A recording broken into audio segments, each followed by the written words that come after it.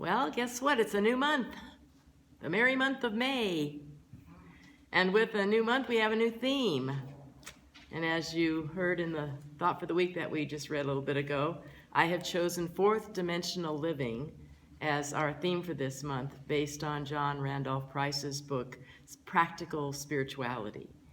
And this was one of the required readings that I had to read for my ministerial class back 20 years ago. But I think the material is just as relative today as it was back then, of course.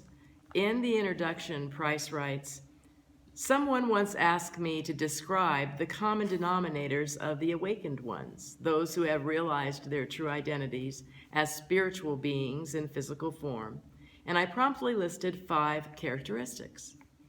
Those are, number 1, spiritual priority. That's what our topic is today. Number 2, unconditional love. 3, peace. 4, right judgment. And 5, practicing the presence of God." So guess what? May has 5 Sundays. So we get to have each of those qualities on each Sunday of this month. But Price went on to write, "I realized that I had left out a very important attribute. The awakened ones, the evolved souls, the super beings, are all very practical people. While we may think of them as mystical masters of the 4th dimension, we should also consider them as spiritual pragmatists. They have moved from theoretical spirituality to practical spirituality because they are applying the truth they know to transform illusion into reality," with a capital R. They are the doers of the Aquarian age. I found that interesting because one of our book studies right now, we are just finishing up reading Richard Bach's book, The Illusions. And it's one of those books that, you can't stop. I mean, we've literally read the whole book in 2 weeks because you just keep going. You want to know what happens next. So next Thursday, we are actually going to be stopping and reviewing and discussing, what is this all about? What does it mean and all of that. So I love the way that he has said we transform from illusion to reality, because life very typically is about illusions. And so, but he says they are the doers of the Aquarian age. How many times have I said Jesus' words, "Blessed are you if you know these things. More blessed are you if you do them." So I believe that it's very, very much a priority to make our spiritual life, our spiritual essence and energy first in our lives. And how do we do that? The old saying, we do it by putting the big rocks in first. You know what I'm talking about. You have the jar or the vessel, and you want to fill it with rocks and pebbles and sand. And you put the biggest rocks in first. Then you can fill in the gaps with the pebbles and the sand so that it's filled more fully, more appropriately. And I think that is a wise way to look at the way that we spend our time, by doing first things first, practicing our spirituality so that we have that groundwork firm, that foundation firm, so that we can go on then to the other things in life. And I wanted to illustrate this topic today based on my own background, my own personal history, because I think that it's helpful. It's helpful. Many of you know that every day, every morning, consistently, I will get up, and one of the first things I do is I read my devotionals. And it comes and goes. Usually there's 5 or 6 of them, sometimes 7. Right now there's 2 Roy Eugene Davis's. There's the Guidepost, the Daily Word, the Science of Mind. And, this month's Science of Mind. Have you, any of you reading Science of Mind? This month's Science of Mind is our own Christian Sorensen up here in Encinitas is doing the readings, the daily readings. And so I do those. I do my prayer work. I do my meditation. And just a little side note, my little 3-year-old now is going to be going to Montessori school starting on Monday, Wednesday, Friday. So I watch her on Tuesdays and Thursdays. So now that gives me more ample time because I love to do my meditation in the morning. And it gives me more ample time to have that longer meditation time. So that's a daily spiritual practice that I do. As far as my daily physical practices that I do, I make my concoction. That's something that I've come up with to help alleviate the signs of arthritis. And I do a lemon and turmeric and black pepper and anything. You don't need to hold it. It's a recipe. And I do that every day, and I really do believe that really has made quite a difference in any sort of pain that I would otherwise have. I do my stretching, and I make my bed. I do the dishes. At least once a week, I balance my checkbook and I write out my tithe checks. Writing out my tithe checks on what you call it, your gross amount. So like I'm getting a nice refund. I just got my taxes done a little tardier this year than normal. But I got my taxes done, I'm gonna get a nice refund. I've already tithed on that. I'll probably tithe again on it, give it out some more of it. But it's nice to tithe on that gross income first off. And so to me, that keeps my spiritual, my physical, my financial house in order. All of those things are they become habit, and they become so natural that you don't have to think about it anymore. You don't have to, quote, worry about it anymore. In fact, I was looking at, we get the little calendars in I tear out the pages of the calendar for each of us in our program. I don't know where mine is now. But in any event, my calendar one today, it said, the 2 emotions are regret as to what happened in the past and worry about what's coming up in the future. Basically living in the now. And to me, that's what we're available for when we take care of first things first, when we do what needs to be done and get it done with. Michael Beckwith tells us that it's getting your systems in order. So when you get your systems in order, then you don't have to think about them anymore. And you're available then to move up from the victimhood, spiritual maturity, up through manifester, up through the I can do it, that's the manifester, up to the I'm available, through me, I am the channel, and finally as me, I am one. So those are those 4 spiritual levels. And when you get your systems in order, then you don't have to spend so much time and energy, catching up, letting things go, and then it becomes a burden to, oh my gosh, now I have to do this. So I was having a conversation with a friend the other day, and we were talking about, and I was thinking about it afterward quite a bit, about the changes in my life and how it started with having polio when I was 5. And as a child, you don't know what's going on. All of a sudden you can't raise your arm. And for me, I, for whatever reason, did not want to share it with my parents. I didn't tell anybody. I wanted to hide it.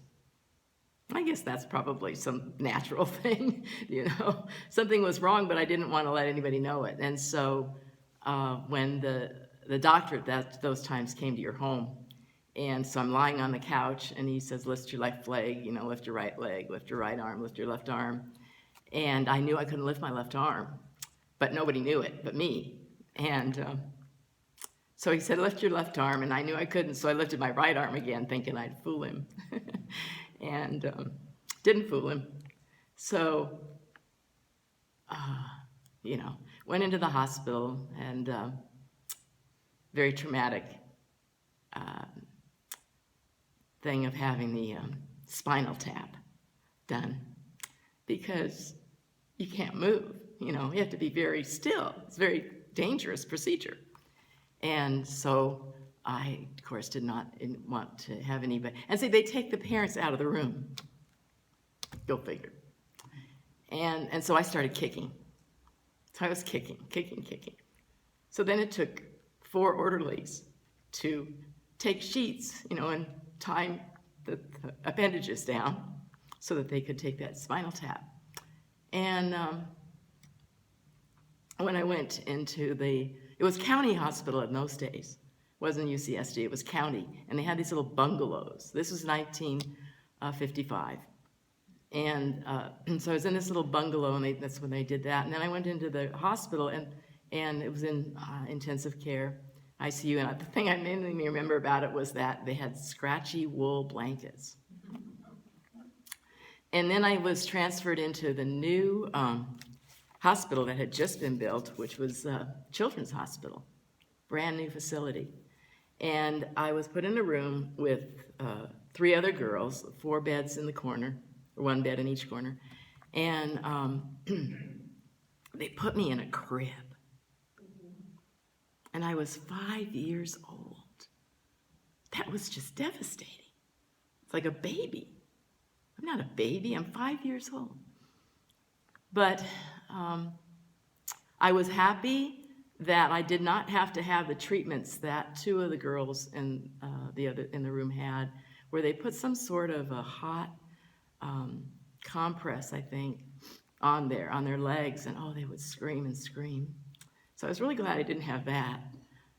But through all of this, mind you, I literally almost was like blind. I couldn't see. My vision was so bad. It was ridiculous. Like if somebody walked into the room, and even if it was my mother or somebody I really knew, if they were just a little bit of distance away, I couldn't see their face. I couldn't see their facial expressions, and because everything was fuzzy. And so it wasn't until I was in 4th grade that my teacher noticed that I'm sitting in the back of the room and I'm not answering the questions right because I couldn't read the chalkboard. And so I believe that that experience gave me the sense of hesitancy, of lacking self-confidence. And so many times my former husband would say that it was harder for me to make decisions. Could not make decisions. It took me forever to decide. I wasn't confident at all. But throughout this whole time of my life, I always went to church. I sang in the choir. I was at the MYF, Methodist Youth Fellowship. I was their president at one point. And throughout my whole life, I have attended church. When I became 20, my mother-in-law showed us that unity. Got us into the unity way of faith, and I just continued wherever I went. I would always go to church. I'd sing in the choir. Then I became a soloist. I was singing everywhere. And then when my mother-in-law recommended I go to religious science churches, I went there, and I started taking classes. And because I was interested in it, I wanted to know, make some spiritual progress. It was just a curiosity, I suppose, as to why I kept taking these classes. And then I remember coming to Alpine, and the minister wanted me to be on the platform and teach Sunday school, which I did. And then when she left, everybody looked at me and said, "Okay, you can be our minister now." But I hadn't taken ministerial classes. I'd stopped before that one. And we hired another minister, and it forced me, or it enticed me to want to take ministerial. And so sure enough, Reverend Dr. Marilyn Hall teaches ministerial classes, and she was holding off beginning class because her intuition told her there's one more student that I need. And so when I called her, because this was her classes normally started in September. I didn't call her till November. And when I called her, she said, okay, now I know why I was waiting. One year, when Unity does a ceremony at the beginning of the year, it's called a White Stone Ceremony, where you write down something that you would like to demonstrate in your life. And I wrote down the word capable. I wanted to be capable. Because all my life, I didn't think I was. And you know, out of the blue, about a month ago or so, my friend said, I want to let you know that when I look at you, I just think you're capable. And it shocked me because I remembered wanting to have that. And I believe that when we place ourselves in the position to be available, that we listen to this spirit, to this guidance, and we are led in the right direction. I think one of the reasons why I became capable was because I took on a job 27 years ago now with Erickson Insurance. And Steve Erickson was my boss. You talk about somebody who's capable, somebody who prioritizes their spiritual life. And through those years, I learned how to trust myself. I mean, you know that one of the first things I had to do in my job was I had to type up invoices, type up bills for people, and then I had to write on there when it was due by. It's due by, and put a date in there. Oh my gosh, when I first started that job, that was the most horrible thing that I could ever try to figure out. I don't know what to put down. When is this due date? I'm supposed to figure it out by all these different things, the reasons why it should be shorter time or longer time or da-da-da-da. And I think back thinking, how I consternated over all of that. Over a simple little decision. But with the example of Steve and Stella and the people that I worked with, I became capable. So you see, what I'm trying to share is that it takes consistency. Not just in daily things like making your bed and doing your dishes and taking care of that stuff so it's done, but it takes consistency in practicing and knowing that there is only one life, that there is only one presence, there is only one power, there is only one self. Recently, I have been looking at every person, and I've been saying, that's one of mine, that's my people. You are one of me. And so what I want to do is to extend that love that we all are. I want to give it. I want to share it.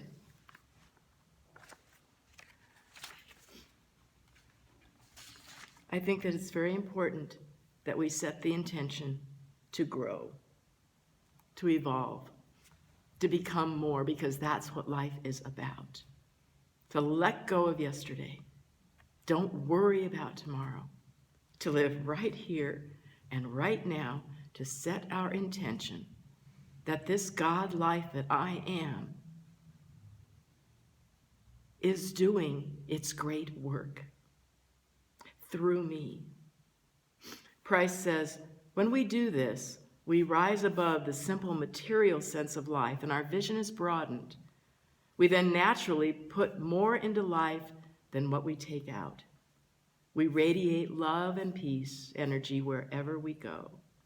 We help others at every opportunity, and we share time with spiritually minded people. I'm glad you're here today. If you're listening on YouTube or watching on YouTube, I'm glad that you're taking the time and the energy and the effort to see what it's like from another standpoint, to have your spiritual priority in order. And I wanted to share with you, I wanted to close with reading Matthew chapter 6.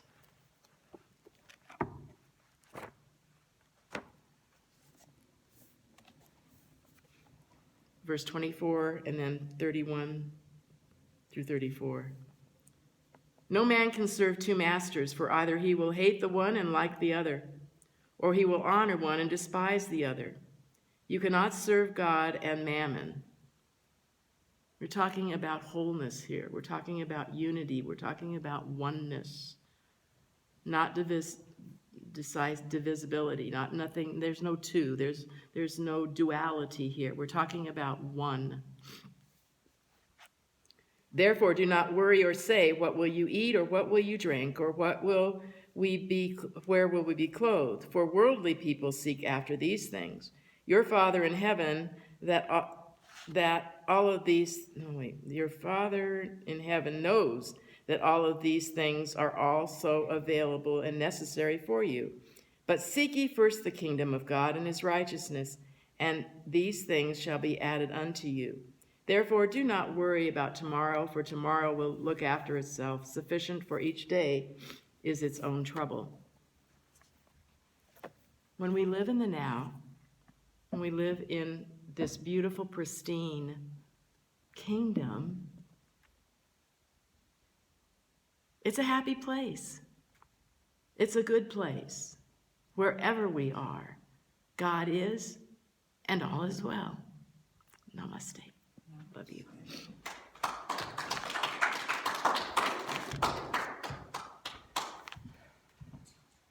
I have to share.